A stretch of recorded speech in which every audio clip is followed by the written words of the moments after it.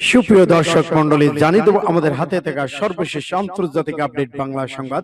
শুরুতেই থাকছে সংবাদ শিরোনাম, এরপর জানাবো বিস্তারিত। নেতানিয়াহুর পদত্যাগ, লেবানন হামলা বন্ধের দাবিতে উত্তাল ইসরায়েল। আরো জানিয়ে দেব ইরানের সমৃদ্ধ ইউরেনিয়াম রাশিয়া নিয়ে সংরক্ষণ করার পরামর্শ পুতিনের। এদিকে কুয়েতের ড্রোন হামলা, মধ্যপ্রাচ্যে ভয়াবহ যুদ্ধ শুরু। ইরাকের মরুভূমিতে ইসরায়েলের গোপন ঘাঁটি, বেরিয়ে এলো চাঞ্চল্যকর তথ্য। এদিকে ইউক্রেন যুদ্ধ শেষের পথে, জানালো পুতিন। এদিকে মধ্যপ্রাচ্যে যুদ্ধ জাহাজ মোতায়েন করেছে যুক্তরাজ্য। আরো থাকছে আড়ালে থেকে ইরান যুদ্ধ কৌশল নির্ধারণ করছে মোস্তফা খামেনি। এবং সর্বশেষে জানিয়ে দেব গোপনীয় চাঞ্চল্যকর তথ্য। পালালো ছাড়া আর কোনো উপায় নেই কান্দাকাটি ইসরায়েল সৈন্যদের। এতক্ষণ শুনছিলেন সংবাদ শিরোনাম, এখন বিস্তারিত। তবে অনুরোধ থাকবে এই ভিডিওটিতে একটি লাইক দিন এবং কমেন্টস করে জানিয়ে দিন আপনি কোন জেলা থেকে বা কোথা থেকে আমাদের সাথে যুক্ত রয়েছেন। ইসরায়েল ইরান যুদ্ধ সম্পর্কে জানিয়ে দিন আপনার গুরুত্বপূর্ণ মূল্যবান মতামত। ধন্যবাদ। নেতানিয়াহুর পদত্যাগ, লেবাননে হামলা বন্ধের দাবিতে উত্তাল ইসরায়েল। ইসরায়েলের প্রধানমন্ত্রী বেনিয়ামিন নেতানিয়াহু সরকার পদত্যাগ, দক্ষিণ লেবানন চলমান হামলা বন্ধের দাবিতে তেল আবিবের রাজপথে নেমেছে কয়েকশো বিক্ষোভকারী। শনিবার দিবাগত রাতভর চলা এই বিক্ষোভ জনতা সরকারের যুদ্ধনীতি, অভ্যন্তরীণ বিভাজনের বিরুদ্ধে তীব্র ক্ষোভ প্রকাশ করেন। চলতি বছরের শেষের দিকে দেশটির সাধারণ নির্বাচন হওয়ার কথা থাকলেও এর আগে ইরান, লেবানন, ইসরায়েল এবং কঠোর অর্থোডক্স ইহুদিদের সামরিক বাহিনীতে ছাড় দেওয়ার বিষয়টি নিয়ে ইসরায়েল অভ্যন্তরীণ রাজনীতিতে চরম উত্তেজনা তৈরি হয়েছে। বিক্ষোভ চলাকালীন বার্তা সংস্থা রয়টার্সের সঙ্গে আলাপকালে 83 বছর বয়সে অবসরপ্রাপ্ত ডেভিড আলকান বর্তমান সরকারকে একটি বিপর্যয় হিসেবে বর্ণনা করেছেন। তিনি অভিযোগ করেন এই সরকার জনগণের প্রতিনিয়ত মিথ্যা বানোয়াট তথ্য দিয়ে বিভ্রান্ত করছে।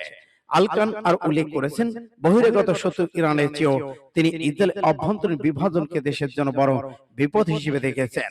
বিশেষ করে কঠোর অর্থোডক্স গোষ্ঠীগুলো সামরিক সেবা দিতে অস্বীকৃতি জানায় কঠোর আলোচনা করেন তিনি।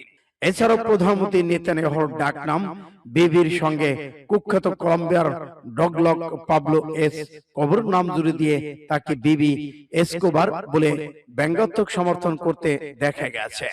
রাজনৈতিক বিশ্লেষকদের মতে লেবানন ইরানের সঙ্গে চলমান বহুমুখী সংঘাত দেশের ভেতরে বাধ্যতামূলক সামরিক সার্ভিস নিয়ে ক্রমবর্ধমান বৈষম্য নেতানিয়াহু প্রশাসনকে এক কঠিন চ্যালেঞ্জের মুখে ঠেলে দিয়েছে। সূত্র মিডল ইস্ট আই। ইরানের সমৃদ্ধ ইউরেনিয়াম রাশিয়ার নিয়ন্ত্রণে সংরক্ষণ করার প্রস্তাব পুতিনের। ইরানের সমৃদ্ধ ইউরেনিয়াম মজুত রাশিয়া নিয়ে গিয়ে সংরক্ষণের প্রস্তাব দিয়েছেন রুশ প্রেসিডেন্ট ভ্লাদিমির পুতিন। শনিবার মস্কোতে আয়োজিত এক সংবাদ সম্মেলনে তিনি কথা বলেন, অতীতের অভিজ্ঞতা কাজে লেগে আবার ইরানের ইউরেনিয়াম স্থানান্তর সংরক্ষণের দায়িত্ব নিতে প্রস্তুত রয়েছে রাশিয়া। পুতিন জানান, 2015 সালে ইরান থেকে সমৃদ্ধ ইউরেনিয়াম সরিয়ে নেওয়ার কাজে রাশিয়া অংশ নিয়েছিল এবং এবারও একই ধরনের উদ্যোগ বাস্তবায়ন সম্ভব বলে মনে করেছে মস্কো। তিনি আরো বলেন, সাম্প্রতিক ইরান যুদ্ধ ঘিরে আলোচনায় অংশ নেওয়ার সব পক্ষই প্রথম দিকে তেহরানের সমৃদ্ধ ইউরেনিয়াম দেশের বাইরে সরিয়ে নেওয়ার বিষয়ে একমত হয়েছিল। তবে পরে যুক্তরাষ্ট্র তাদের অবস্থান আরো কঠোর করে এবং দাবি তোলে ইউরেনিয়াম শুধু মার্কিন ভূখণ্ডে স্থানান্তর করতে হবে। এর পরপরই ইরান করা অবস্থা নাই বলে মন্তব্য করেন তিনি। রুশ প্রেসিডেন্টের ভাষ্য, মস্কো এখনো ওয়াশিংটন তেহরানের সঙ্গে নিয়মিত যোগাযোগ রাখছে এবং যত দ্রুত সম্ভব চলমান সংঘাতে অবসান হবে বলে তারা আশা করছে। এ বিষয়ে এখন পর্যন্ত ইরানের পক্ষ থেকে আনুষ্ঠানিক কোনো প্রতিক্রিয়া পাওয়া যায়নি। সূত্র আল জাজিরা। কুয়েতের ড্রোন হামলা, মধ্যপ্রাচ্যে ভয়াবহ যুদ্ধ ছড়িয়ে পড়ার আশঙ্কা। যুদ্ধবিরতির মধ্যে সংযুক্ত আরব আমিরাতে ক্ষেপণাস্ত্র ড্রোন হামলার পর এবার কুয়েতের আকাশে শত্রু পক্ষের বেশ কয়েকটি ড্রোন প্রবেশ করেছেন। কুয়েতের প্রতিরক্ষা মন্ত্রণালয় তথ্য নিশ্চিত করেছেন। এক প্রতিবেদনে কাতার ভিত্তিক সংবাদ মাধ্যম আল জাজিরা এ তথ্য নিশ্চিত করেছেন। কুয়েতের প্রতিরক্ষা মন্ত্রণালয় জানিয়েছে, আজ ভোরে দেশের আকাশে শত্রুপক্ষে কয়েকটি ড্রোন শনাক্ত করা হয়েছে। সামাজিক যোগাযোগ মাধ্যম এক্সরে প্রতিরক্ষা মন্ত্রণালয়ের মুখপাত্র বলেছেন, সশস্ত্র বাহিনী তাৎক্ষণিকভাবে এসব ড্রোন মোকাবেলা করছে। তবে এসব ড্রোন কারা ছুড়েছে এবং ড্রোন হামলাকারী কি পরিমাণ ক্ষয়ক্ষতি বা হতাহতের ঘটনা হয়েছে সে সম্পর্কে কুয়েত এর পক্ষ থেকে বিস্তারিত কিছু। ইরাকের মরুভূমিতে ইসরায়েলের গোপন ঘাঁটি, বেরিয়ে এলো চাঞ্চল্যকর তথ্য। ইরানের বিরুদ্ধে বিমান অভিযান পরিচালনার সুবিধার্থে ইরাকের মরুভূমিতে ইসরায়েল একটি অতি গোপনীয় সামরিক ঘাঁটি স্থাপন করছে বলে চাঞ্চল্যকর তথ্য সামনে এসেছে। মার্কিন সংবাদ মাধ্যম ওয়াল স্ট্রিট জার্নালে এক প্রতিবেদনের তথ্য রয়টার্স জানিয়েছে গোপন ঘাঁটিটি মূলত ইসরায়েলি বিমান বাহিনীর লজিস্টিক হাব এবং বিশেষ বাহিনী কেন্দ্র হিসেবে ব্যবহৃত হচ্ছিল। মার্কিন কর্মকর্তার সূত্র দিয়ে প্রতিবেদনে দাবি করা হয়েছে, ইরান ইসরায়েল যুদ্ধ শুরুর ঠিক আগ মুহূর্তে যুক্তরাষ্ট্রের সম্মতিতে এই স্থাপনাটি তৈরি করা হয়। এই সামরিক আস্তানার মূল লক্ষ্য ছিল ইরানের হামলা চালিয়ে ফেরার পথে ইসরায়েলের যুদ্ধ বিমানগুলো সহায়তা করা এবং কোনো বিপদ বিধ্বস্ত হলে পাইলটদের উদ্ধারের কাজ অনুসন্ধান উদ্ধারকারী দল মোতায়েনে রাখা। ওয়াল স্ট্রিট জার্নাল অত্যন্ত সুকৌশলে নির্মিত এই ঘাঁটিটি দীর্ঘ সময় লক্ষ্যচক্র অন্তরাল ছিল, তবে গত মার্চ মাসে শুরু থেকে গোপনীয়তা হুমকির মুখে পড়ে। ইরাকি রাষ্ট্রীয় গণমাধ্যম তখন জানিয়েছিল, স্থানীয় এক মেষপালক এই এলাকায় হেলিকপ্টার সহ অস্বাভাবিক সামরিক তৎপরতা লক্ষ্য করেছেন। ইউক্রেন যুদ্ধ শেষের পথে জানালো পুতিন।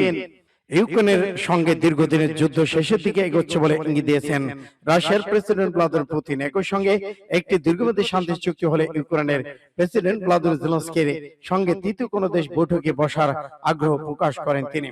এমন মন্তব্য এসেছে এক সময় যখন যুদ্ধবিরতি বন্দি বিনিময়কে কেন্দ্র করে নতুন করে কূটনৈতিক তৎপরতা শুরু হয়েছে। সাংবাদিকদের সঙ্গে আলাপকালে পুতিন বলেন, আমার মনে হয় যুদ্ধ শেষের দিকে যাচ্ছে। যদিও তিনি সরাসরি যুদ্ধ সমাপ্তির সময়সীমা উল্লেখ করেন, তবে তার এই বক্তব্য চলমান সংঘাত নিয়ে মস্কো অবস্থানকে গুরুত্বপূর্ণ ইঙ্গিত হিসেবে দেখেছেন বিশ্লেষকরা। তিনি দাবি করেছেন, রাশিয়া বর্তমানে পুরো ন্যাটো জোটের সমর্থিত আগ্রাসের বিরুদ্ধে লড়াই করছে। প্যারোডে দেয়া ভাষণে পুতিন বলেন, বিজয় সবসময় রাশিয়ার ছিল, ভবিষ্যতে আমাদেরই থাকবে। এবার ভিক্টরি ডে প্যারেড ছিল আগের বছরের তুলনায় অনেকটাই সাদামাটা ধাঁচের। রেড স্কোয়ারে ভারী ট্যাঙ্ক, ক্ষেপণাস্ত্রের বিশাল প্রদর্শন বদলে বড় পর্দায় সামরিক সরঞ্জাম ভিডিও দেখানো হয়। নিরাপত্তা পরিস্থিতি চলমান যুদ্ধের চাপের কারণে এবারে আয়োজন সীমিত রাখা হয়েছে বলে ধারণা করা হচ্ছে। মধ্যপ্রাচ্যে যুদ্ধ জাহাজ মোতায়েন করল যুক্তরাজ্য। হরমুজ প্রণালীতে জাহাজ চলাচলের সুরক্ষার জন্য সম্ভব বহুজাতিক প্রচেষ্টার প্রস্তুতি হিসেবে যুদ্ধজাহাজ ড্রাগন মধ্যপ্রাচ্যে মোতায়েন করেছে যুক্তরাজ্য। দেশটি একথা জানায়। ইরান যুদ্ধ শুরু হওয়ার পর অল্প কিছুদিন পরেই মার্চে সাইপ্রাসকে রক্ষা করতে HHM ড্রাগন নামে আকাশ প্রতিরক্ষা বিধ্বংসী জাহাজটিকে পূর্ব ভূমধ্যসাগরে পাঠানো হয়েছিল।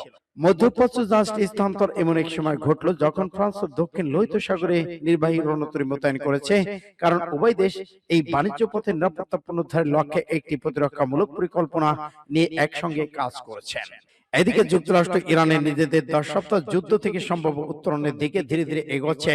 এমন পরিস্থিতিতে ফ্রান্স ও যুক্তরাজ্য হরমুজ প্রণালী দিয়ে পরিস্থিতি স্থিতিশীল হওয়ার পর নিরাপত্তা যাতায়াতের ভিত্তি স্থাপনের জন্য একটি প্রস্তাব নিয়ে কাজ করছে। এই পরিকল্পনা বাস্তবায়নের জন্য ইরানের সঙ্গে সমন্বয় প্রয়োজন হবে এবং বেশ কয়েকটি দেশ এতে অংশ নেয় আগ্রহ প্রকাশ করেছেন। সূত্র ফাস্ট টুডে। আড়ালে থেকেও ইরানের যুদ্ধ কৌশল নির্ধারণ করেছে মোস্তফা খামেনি আশ্চর্য।